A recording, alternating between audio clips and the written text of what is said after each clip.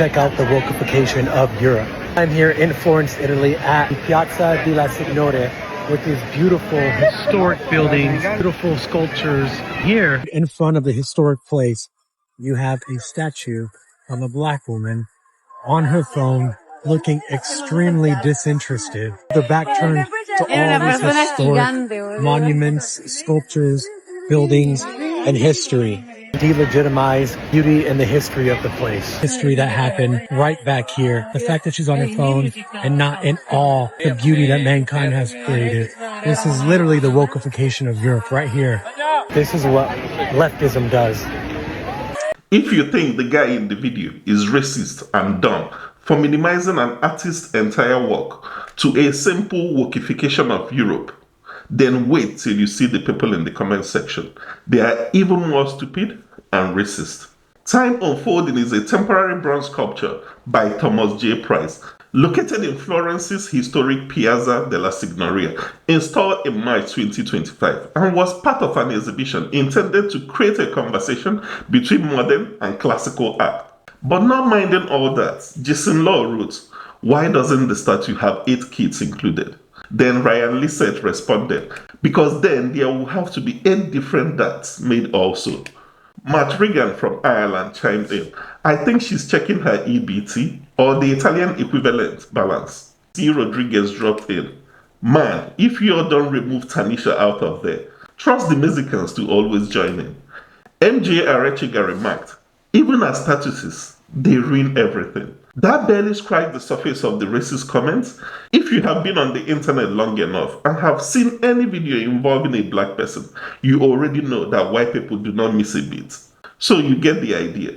One of the few people who showed any understanding of the sculpture and the artist's intention was Sage Barnett, who commented, "I think you're missing the point. Maybe it's just my interpretation, but it seems like the statue itself could be meant as a representation that people have all that beauty and history around them, yet are completely disinterested in it and would rather stare at their phones, or whatever else it may be. It seems like it's symbolically ironic and was probably placed there on purpose." That basically encapsulated what the artist was trying to do. It is a pretty straightforward message. The people that didn't get it failed, not because the message was complex, but because the sculpture was black. Her color clouded any form of rational thinking they had and diminished their capacity to process information. If you remove the racial element, like if the sculpture was a white thing, trust me, they would have got it like how everyone got the sculpture of the little girl staring down the Wall Street Bull. Another theme that was prevalent throughout the comment section was that she doesn't belong there. You can see that in the selected reactions. Samantha Bartlett wondered, why is it even there? I'm sure there are plenty of other places to put it. More of a modern place too. Carlos Rodriguez replied to Jason Law, "I would prefer if it was symbolically removed from society." George Williams chimed in, "Send it to Africa." Linda Gott claimed, "Isn't art meant to imitate life? This ridiculous sculpture, casting really, certainly captures that. However, it is certainly out of place and won't be in any history books." Chris Brooks declared, "She's not part of Italian history. I don't know why that statue is there." To me, this second line of thinking makes the sculpture even more powerful because it brings into focus the real tension that it reflects. What makes the sculpture truly significant is that the mere presence of a black figure placed confidently and purposefully in a space where certain white people believe she shouldn't exist provokes such hostility and contempt. The reactions to it reveal exactly why the sculpture matters. It functions as a mirror held up to society, exposing how some white people respond when they believe a black person is occupying a space that they deem exclusive. Whether that space is a prestigious school, a high-level job, a luxury shop, a high-end restaurant or hotel, an affluent neighborhood, or even sports dominated by white participants. It is the same vitriol any black person who had dared to participate in formerly exclusive white spaces have endured. Remember Etienne Serena Williams, her sister Venus, and her dad being booed, mocked, and jeered by American fans at Indian Wells in California. In America, while she played against a foreigner, a white Belgian woman named Kim Clijsters. Richard Williams walked down, and here's the crowd again.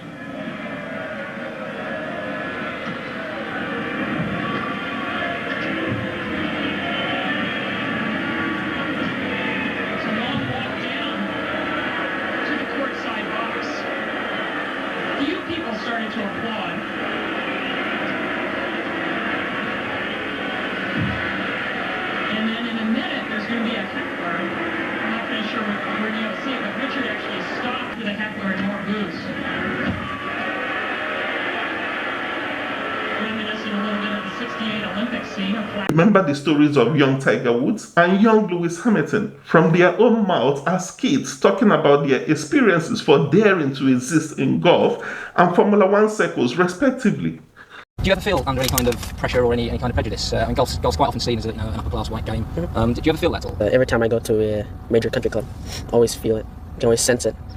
People are always staring at you. What are you doing here? You shouldn't be here. When I go to Texas or Florida, you always feel it because they're saying, why are you here? You're supposed to be here. And that's probably because that's where all the slavery was. So, oh well. Do you think in some ways you can help change that? If you became like the next Jack Nicklaus type figure or next Tom Watson, maybe that would re-educate people? Since I'm black, it might be even bigger than Jack Nicklaus. I might be even bigger than him. I might be sort of like a Michael Jordan in basketball, or something like that. Okay, and again, if you have one ambition, say one tournament to win, what would it be? What's the tournament that really captures your imagination? Masters. Why is that? The way blacks have been treated there, they shouldn't be there. And if I win that tournament, it'll be really big for us. Okay, well, good luck anyway. Thanks a lot. As Lewis began to win, the fact that he was the only black face on the track became an issue. In the past years, I've had racist names being called to me. The first time it happened, I felt really upset. I told my mum and dad, and I felt like I needed to get revenge on them. But lately, if anybody had said anything to me, I would just ignore them and get them back on the track. Similar, right? So the fury, discomfort, and resentment seen in those comments are not about the sculpture. They are about ownership, belonging, and entitlement. And that is precisely what the artist captures without saying a word.